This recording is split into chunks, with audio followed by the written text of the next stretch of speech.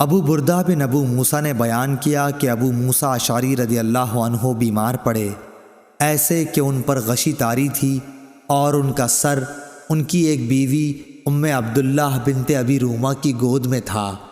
وہ ایک زور چیخ مار کر رونے لگی۔ ابو موسیٰ رضی اللہ عنہ اس وقت کچھ بول نہ سکے، لیکن جب ان کو ہوش ہوا تو انہوں نے فرمایا کہ میں بھی اس کام سے بیزار ہوں، میں بھی اس کام سے بیزار ہوں جس سے رسول اللہ صلی اللہ علیہ وسلم نے بیزاری کا اظہار فرمایا۔ رسول اللہ صلی اللہ علیہ وسلم نے کسی غم کے وقت چلا کر رونے والی، سر منڈوانے والی اور گریبان چاک کرنے والی عورتوں سے اپنی بیزاری کا اظہار فرمایا تھا۔ صحیح بخاری حدیث نمبر 1296۔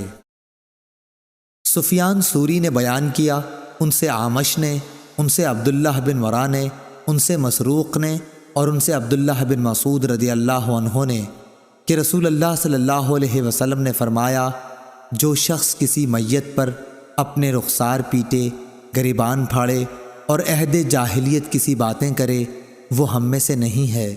صحیح بخاری حدیث نمبر 1297۔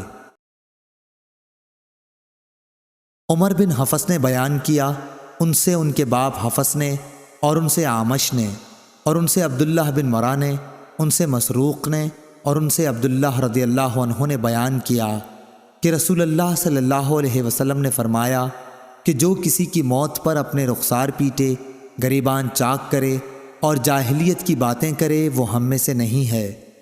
صحیح بخاری حدیث نمبر 1298۔ عبد الوہاب نے بیان کیا، کہا کہ میں نے یحییٰ سے سنا، انہوں نے کہا کہ مجھے عمرہ نے خبر دی، کہا کہ میں نے عائشہ رضی اللہ عنہا سے سنا، آپ نے کہا کہ جب نبی کریم صلی اللہ علیہ وسلم کو زید بن حارثہ، جعفر اور عبداللہ بن رواحہ رضی اللہ عنہم کی شہادت غزوہ موطا میں کی خبر ملی تو آپ صلی اللہ علیہ وسلم اس وقت اس طرح تشریف فرما تھے کہ غم کے آثار آپ کے چہرے پر ظاہر تھے۔ میں دروازے کے سوراخ سے دیکھ رہی تھی، اتنے میں ایک صاحب آئے اور جعفر رضی اللہ عنہ کے گھر کی عورتوں کے رونے کا ذکر کیا۔ آپ صلی اللہ علیہ وسلم نے فرمایا کہ انہیں رونے سے منع کر دے۔ وہ گئے لیکن واپس آ کر کہا کہ وہ تو نہیں مانتیں۔ آپ نے پھر فرمایا کہ انہیں منع کر دے۔ اب وہ تیسری مرتبہ واپس ہوئے اور عرض کیا کہ یا رسول اللہ صلی اللہ علیہ وسلم، قسم اللہ کی وہ تو ہم پر غالب آ گئی ہیں۔ عمرہ نے کہا، حضرت عائشہ رضی اللہ عنہا کو یقین ہوا کہ ان کے اس کہنے پر رسول کریم نے فرمایا پھر ان کے منہ میں مٹی جھونک دے۔